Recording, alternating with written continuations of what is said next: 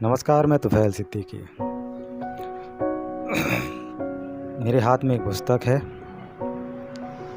पिता के पत्र, जवाहरलाल नेहरू जी की है। प्रेमचंद जी ने अनुवाद किया है। इसका एक चैप्टर है, सभ्यता क्या है। मैं आज तुम्हें पुराने ज़माने की सभ्यता का कुछ हाल बताता हूँ, लेकिन इसके पहले हमें यह समझ लेना चाहिए कि सभ्यता का अर्थ क्या है। कोश में तो इसका अर्थ लिखा है अच्छा करना, सुधारना, जंगली आदतों की जगह अच्छी आदतें पैदा करना, और इसका व्यवहार किसी समाज या जाति के लिए ही किया जाता है। आदमी की जंगली दशा को जब वह बिल्कुल जानवरों का सा होता है, बर्बरता कहते हैं। सभ्यता बिल्कुल उसकी उल्टी चीज़ है। हम बर्बरता से जितनी ही दूर जाते हैं उतने ही सभ्य होते जाते हैं। लेकिन हमें यह कैसे मालूम हो कि कोई आदमी या समाज जंगली है या सभ्य? यूरोप के बहुत से आदमी समझते हैं कि हम ही सभ्य हैं और एशिया वाले जंगली हैं। क्या इसका यह सबब है कि यूरोप वाले एशिया और अफ्रीका वालों से ज़्यादा कपड़े पहनते हैं? लेकिन कपड़े तो आबो हवा पर निर्भर करते हैं। ठंडे मुल्क में लोग गर्म मुल्क वालों से ज़्यादा कपड़े पहनते हैं। तो क्या इसका यह सबब है कि जिसके पास बंदूक है वह निहत्थे आदमी से ज़्यादा मजबूत और इसलिए ज़्यादा सभ्य है, चाहे वह ज़्यादा सभ्य हो या ना हो? कमज़ोर आदमी उससे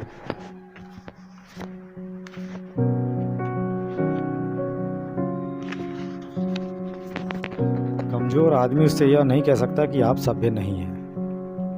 कहीं मजबूत आदमी झल्ला कर उसे गोली मार दे तो वह बेचारा क्या करेगा? तुम्हें मालूम है कि कई साल पहले एक बड़ी लड़ाई हुई थी। दुनिया के बहुत से मुल्क उसमें शरीक थे और हर एक आदमी दूसरी तरफ के ज़्यादा से ज़्यादा आदमियों को मार डालने की कोशिश कर रहा था। अंग्रेज जर्मनी वालों के खून के प्यासे थे और जर्मन अंग्रेज़ों के खून के। इस लड़ाई में लाखों आदमी मारे गए और हज़ारों के अंग भंग हो गए। कोई अंधा हो गया, कोई लूला, कोई लंगड़ा। तुमने फ्रांस और दूसरी जगह भी ऐसे बहुत से लड़ाई के जख्मी देखे होंगे। पेरिस की सुरंग वाली रेलगाड़ी में, जिसे मेट्रो कहते हैं, उनके लिए खास जगह हैं। क्या तुम समझती हो कि इस तरह अपने भाइयों को मारना सभ्यता और समझदारी की बात है? दो आदमी गलियों में लड़ने लगते हैं तो पुलिस वाले उनमें बीच बचाव कर देते हैं और लोग समझते हैं कि ये दोनों कितने बेवकूफ़ हैं। तो जब दो बड़े बड़े मुल्क आपस में लड़ने लगें और हज़ारों और लाखों आदमियों को मार डालें तो वह कितनी बड़ी बेवकूफ़ी और पागलपन है। यह ठीक वैसे ही है जैसे दो वहशी जंगलों में लड़ रहे हों, और अगर वहशी आदमी जंगली कहे जा सकते हैं तो वह मूर्ख कितने जंगली हैं जो इस तरह लड़ते हैं। अगर इस निगाह से तुम इस मामले को देखो तो तुम फौरन कहोगी कि इंग्लैंड, जर्मनी, फ्रांस, इटली और बहुत से दूसरे मुल्क जिन्होंने इतनी मारकाट की, जरा भी सभ्य नहीं है।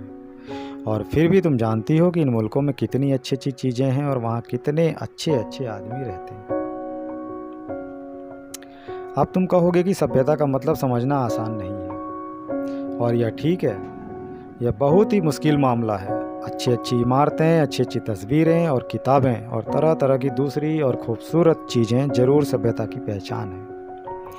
मगर एक भला आदमी जो स्वार्थी नहीं है और सबकी भलाई के लिए दूसरों के साथ मिलकर काम करता है, सभ्यता की इससे भी बड़ी पहचान है। मिलकर काम करना अकेले काम करने से अच्छा है, और सबकी भलाई के लिए एक साथ मिलकर काम करना सबसे अच्छी बात है। नमस्कार।